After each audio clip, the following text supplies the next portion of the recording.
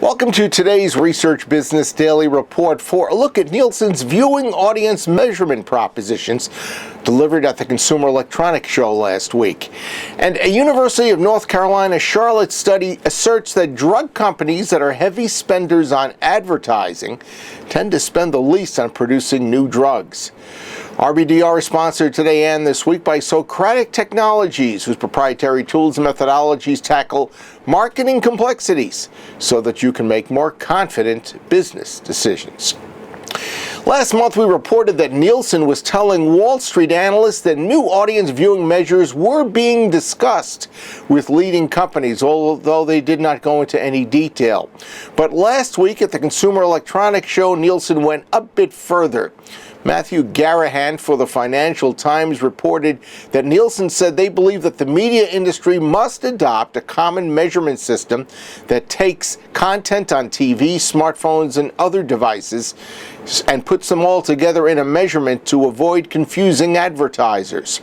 Nielsen said it's going to launch a new measurement system this year that will include viewing on digital devices as well as television. And the company published a metrics report at CES last week that tracked and measured video consumption on television, smartphones, and other devices during the year that ended August 2015. Nielsen's analysis of this study showed the average smartphone viewing audience was up and TV was down among 18 to 34-year-olds for the one-year period. On average, the study said that smartphones were used more often per week by the study participants than was TV. However, the latter remained dominant for time spent viewing. And this earned headlines for Nielsen, but the company was also the butt of heavy public criticism from NBC Universal Chairman of Advertising Sales and Client Partnerships, Linda Yaccarino. She bluntly said that the accuracy of Nielsen TV viewership data is bad. Yaccarino analogized the TV viewing data she has to get is like a quarterback who leads his team to a touchdown and is only credited with 4 points instead of 6 every time they make a TD. Quote, "That's basically what I'm dealing with every friggin' day," she told CES attendees. And she continued, "It's unfair to marketers, it's unfair to content creators, and it's up to all of us in this industry to take a stand." Yaccarino talked about NBCU's decision 1 year ago to stop buying Nielsen daytime programming data for CNBC. And Yaccarino said that void has not hurt CNBC's efforts one bit. But she said the questionable data that is needed to support NBC primetime shows is a very serious issue. For instance, she said that Nielsen's data for the program Blind Spot is missing 700,000 viewers between the ages of 18 and 49. And she said the inaccurate C3 numbers hadn't been delivered for 3 weeks.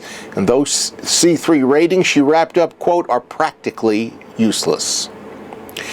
Moving on, ConsumerAffairs.com's Mark Huffman reported on a University of North Carolina Charlotte project that has concluded that drug companies that spend the most on advertising tend to spend the least on producing new drugs.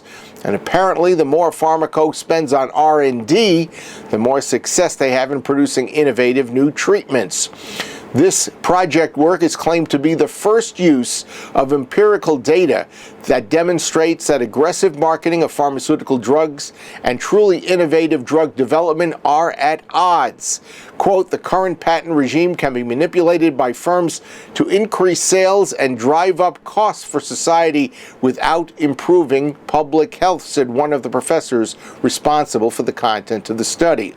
That is not a pleasant conclusion for an industry that is under ceaseless attack and beset with continuing consumer dissatisfaction. That's your Research Business Daily Report. We've been sponsored by Socratic Technologies, whose proprietary tools and methodologies tackle marketing complexities so that you can make more confident business decisions. Check out Sotech.com to find out why this over 20-year-old company has been doing such outstanding work and continues to do so. And they can probably do so for you. Have a great research day, and we'll see you back here tomorrow.